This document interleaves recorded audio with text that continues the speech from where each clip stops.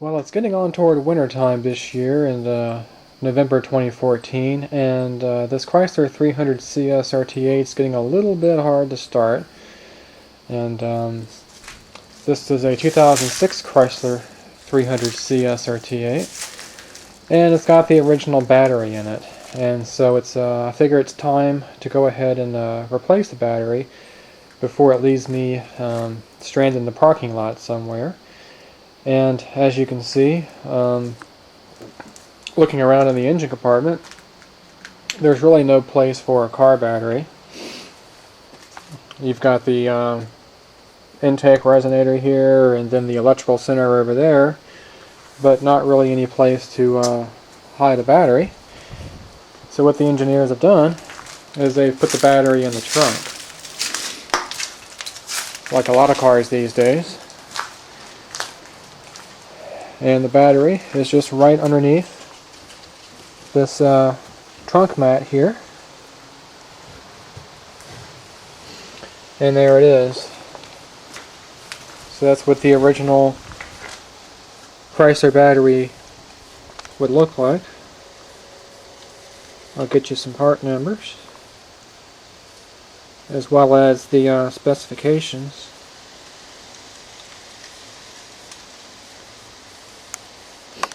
And it's interesting that they put batteries back here, and it's actually a very good idea because it's a much safer place to hide a battery. Being in the trunk like it is, it's a lot less susceptible to heat, and heat is what ends up killing a battery during the summer months. And then when you go to crank the engine over in the winter months, you find out that the car is going to be hard to start because of all the heat damage done to the battery during the previous summer months. So whenever you see a car battery that's in the trunk of a car, you know that the engineers were not cost-cutting or anything like that. It's actually a more expensive option to do, mainly because you have to have much thicker battery cable to compensate for the increased resistance you'd have with a longer run, pulling 200, 300, 400 amps to start the car. And one of the other advantages of having the battery back here from a performance perspective is that it gives the car a much better weight distribution. Batteries tend to be rather heavy, and so having more weight in the trunk gives you just a much better weight distribution. It's not terribly significant, 30, 40, 50 pounds, but it does help out to some degree. And it also keeps the battery nice and clean. All the terminals are nice and clean. This is the original battery protector, vet terminal.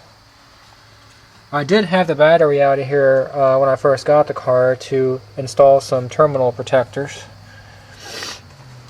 but it really hasn't been out since. And I have my battery tester waiting in here to see just in what kind of shape this battery is in. And we'll go ahead and hook it up. Battery is actually not doing too bad, but I just want to be able to replace it while I can and not have a breakdown situation. So we'll say enter for battery, sealed lead acid, and we know that we have 730 cranking out capacity, and we'll go ahead and test. 573, so it's starting to show its age, and it also says I need to charge it, which is a little revealing because I just drove this car yesterday, so this battery should be fully charged. The car was running for several hours yesterday, plenty of time to charge it up. So it's starting to get old. And while I had the battery out when I first got the car, I noticed that this bracket arrangement here, as well as the extra space here, it just screams to be filled up. It almost looks like that this thing could take a larger battery, especially when you look at it from this direction. And sure enough, as many of you guys are probably already aware, the not the Chrysler version of this car, but the Dodge Charger version of this car is actually also used for police use. as well. And sure enough, did some digging on the internet and found out that the battery for the police cars is actually a lot larger. It's actually the size is actually a Mercedes-Benz size, one of the large Mercedes-Benz sizes. It's a Group 49. This one is a H7, I believe. And so the battery I chose is going to be the Deca Ultimate.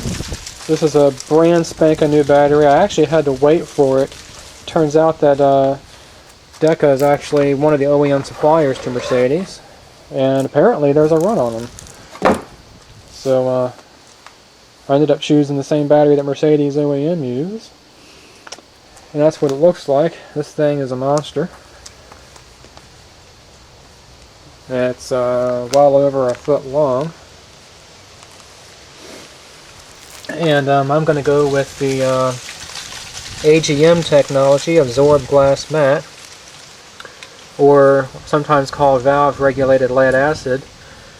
And that's because that means that all the acid in here is basically held in suspension between the fiberglass separators, and there's no chance of spilling, and much less chance of wicking up around the terminals to cause corrosion. So we'll get those off. And there's the part number and specifications for it.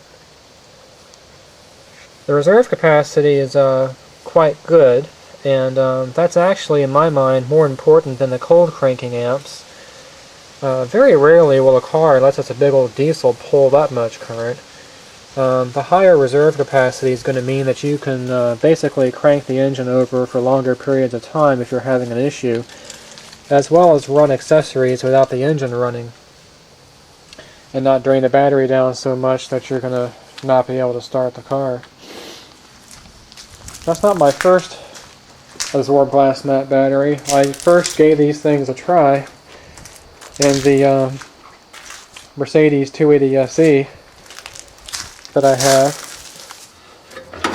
and this one is the same battery but a Group 48, a little bit smaller, and I replaced this one back in March 2011. So this battery's got some age on it right now, and it's been doing very well. This Mercedes starts up just like it was new. It's got a very strong battery, and sometimes this thing is hard to start because I need to go ahead and replace the ignition wires on a humid day. I start getting arcing to the block, and it makes the engine pretty hard to start. So having a nice strong battery like that is key. And you'll notice that I also have one of the terminal protectors on here, which looks just like the one from the Chrysler, and that's because it is. I just wanted to give it a nice finish look, and also reduce the possibility of the hood, since it kind of comes down where the battery is, from making contact with the terminals and causing a fire. That happened to my dad one time when he was in the shop, and it did a lot of damage to the hood. So we're not only going to replace the battery in this Chrysler 300, we're actually going to do a battery upgrade to it. And the only part you're going to need to do that is a different mounting bracket from the police version, the Dodge Charger, to compensate for the fact that the battery is going to be a lot longer. These European style batteries are nice because they're the same height and the same width. It's just that they're either longer or shorter depending upon the number of plates inside needed to come up with a different cold cranking amp ratings. So this bracket will fit on here just like that. And it looks like also they have a little mark on here for the Group 49 mark versus the H7 mark right there. So I don't need to make any modifications to this car whatsoever, which is nice. If I wanted to, when that battery fails, probably in 20 years, I can take that out and go back in with an original battery. In general, I like to keep all my cars as original as I possibly can. So to get this thing out of here, I don't need to remove this tray, but I think I'll go ahead and remove everything so I can see what's under here and clean it, and also just have more working room between the new battery and this thing to mess with this strap. I think it'll just be easier. And just like I did on the W126, because I'm lazy and hate resetting all my radio presets and everything, I have gone ahead and hooked up an auxiliary battery. This is actually a starting assist battery to the jump start locations on this car to go ahead and provide supplemental power once I take out the main battery. Depending upon the model car, you have the procedures to reset everything electronically. Sometimes they're more advanced and sometimes they're fairly easy. This car, all you have to do is roll down the power windows a couple of times to let it relearn the stops, and also turn your wheels full left and full right to learn the stops on that as well for the variable assist power steering control. Not too big of a deal. Then of course resetting all your radio presets as well too. But why go through all that trouble if you have an auxiliary battery you can use? That way the car is never going to know the difference that the battery was taken out. And to do this whole job, all you're going to need is a 3/8 ratchet basically, and a 10mm socket to loosen one bolt here, and then your strap, and then the battery terminals. But before I do that, I'm going to go ahead and take this trunk mat out, as well as the cargo tray, and just get more room.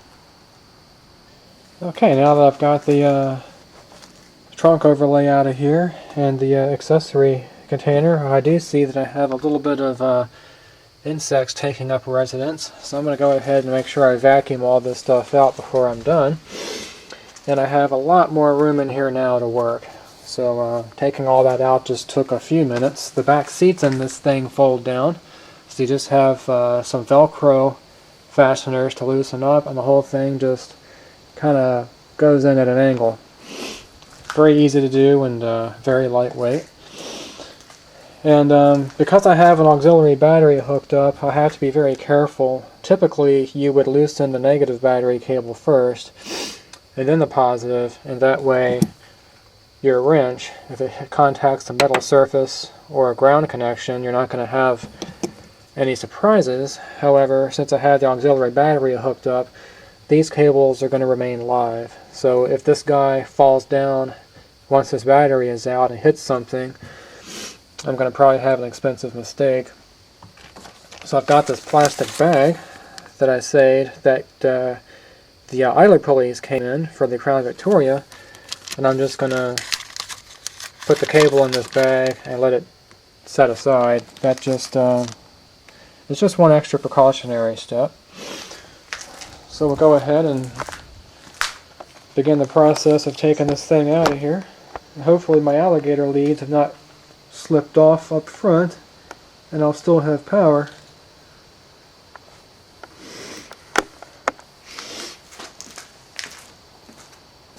So I'll go ahead and take out the negative first anyway, just best practice. 10mm.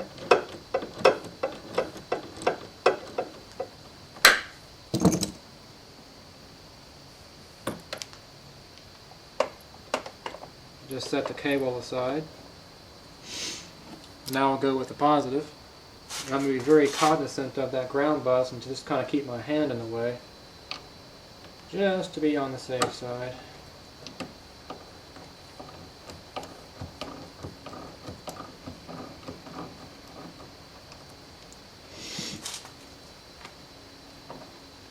Okay, now we're free, but this terminal is still hot.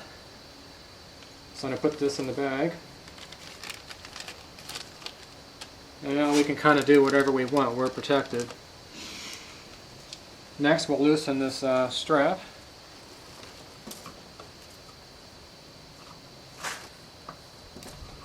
You just push this in.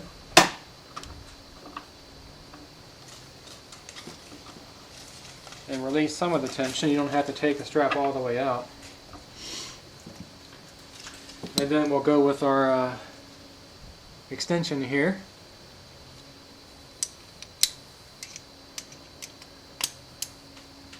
.3/8 socket, or 3/8 drive, and loosen our retaining bolt.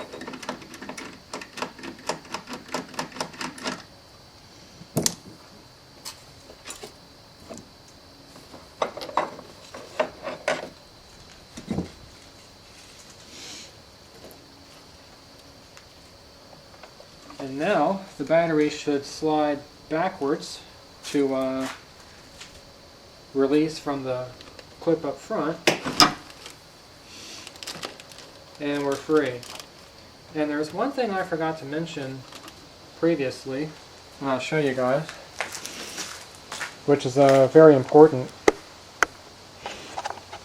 when having a battery in an enclosed space, is there's a vent tube that plugs in right here to allow the hydrogen gases to escape to the atmosphere should the battery become overcharged. But even in normal use, it does generate a little bit of hydrogen, and you don't want that collecting in an enclosed area like that. So whatever battery that you choose, you want to make sure that it's an OEM fit or exact fit type of battery that has that opening here for your vent tube, and you want to make sure you don't damage this, and definitely hook that back up.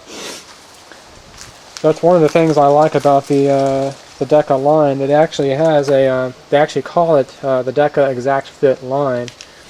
And even though it's a AGM or valve regulated lead acid, it still has that tube, that opening for the tube, which is crucial for this kind of location.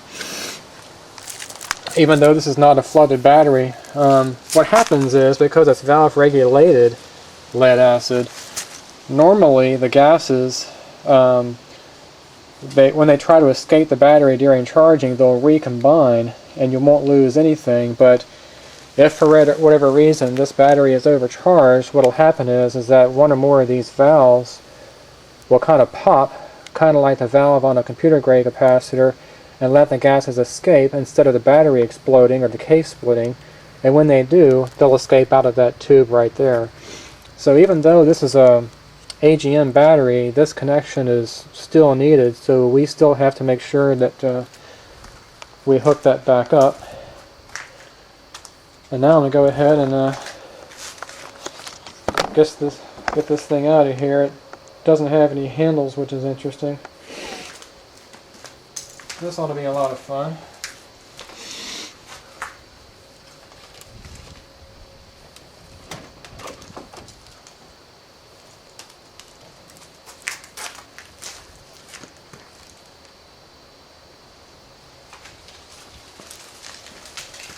But not too bad.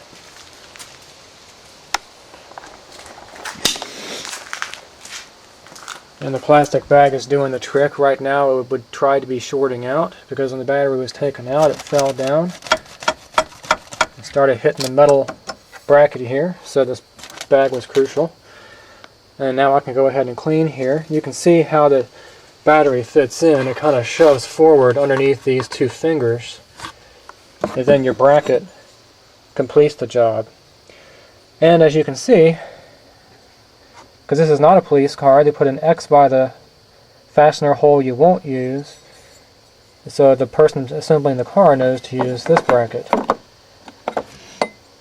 So we'll give this a test real quick, just to make sure I can upgrade everything. And that will fit in there nicely. So this I think I paid $17 or $20 for this. It's more money than I really would have wanted to spend on a piece of stamped steel. But anytime I can go ahead with a larger battery, I will. And I'll show you the difference in just a minute with the difference in sizes.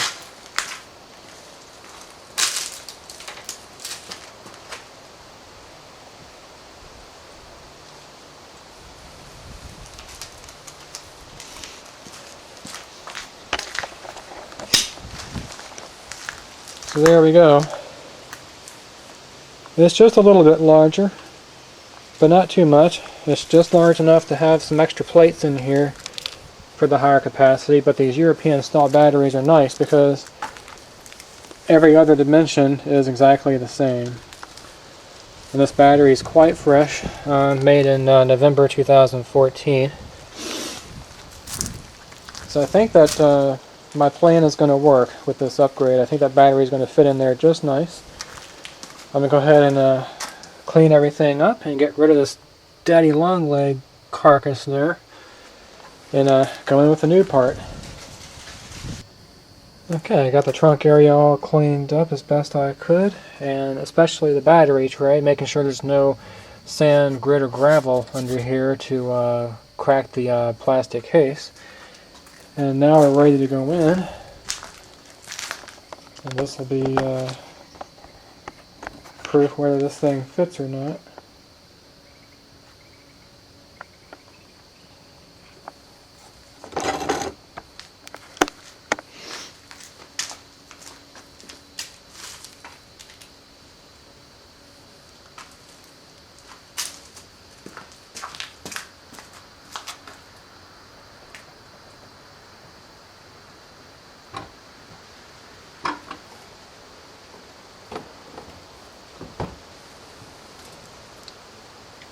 So we'll set it in there and then slide it forward just a little bit.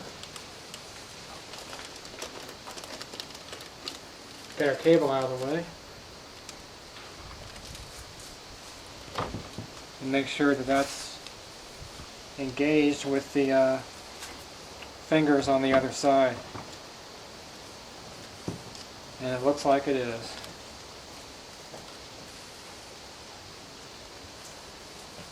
Okay, now I go back in with all the with the bracket, hook the cables up, and show you guys the finished product.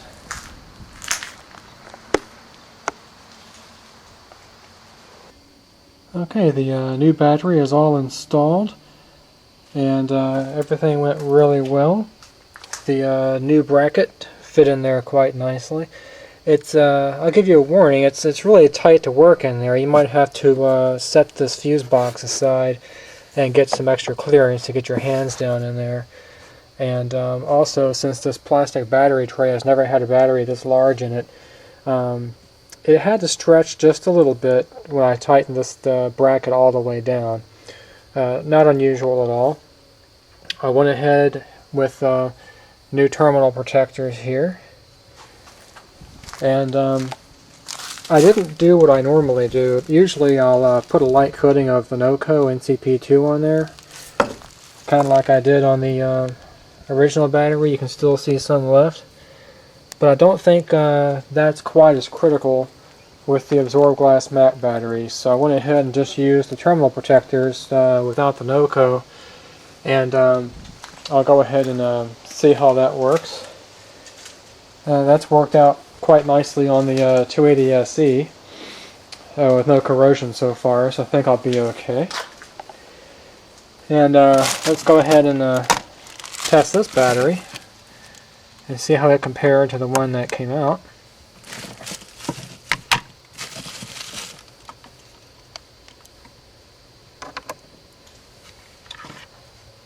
Already the open circuit voltage is much higher.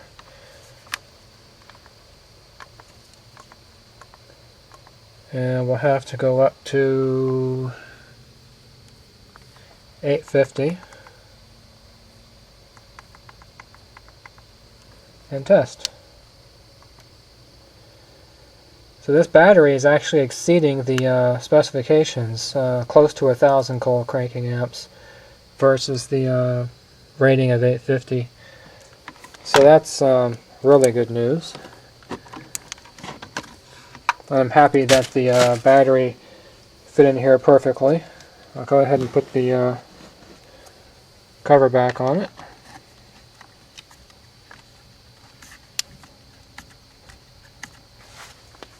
And we're done.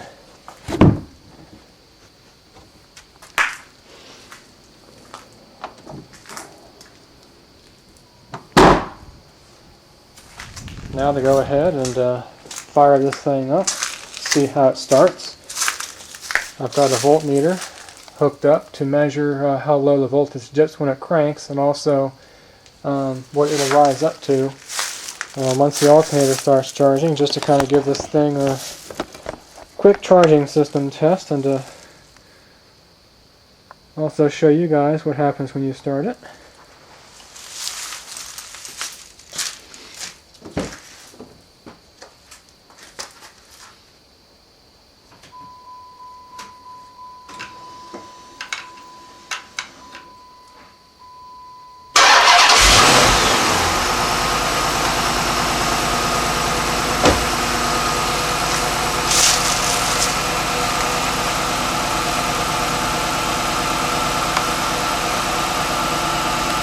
I'm not sure what the voltage dipped down to, but you guys will see on the video, but looks like the alternator's running nice and strong.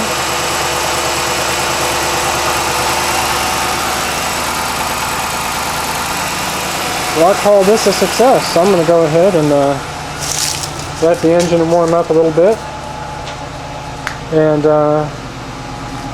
go ahead and change the oil before the weather gets too bad.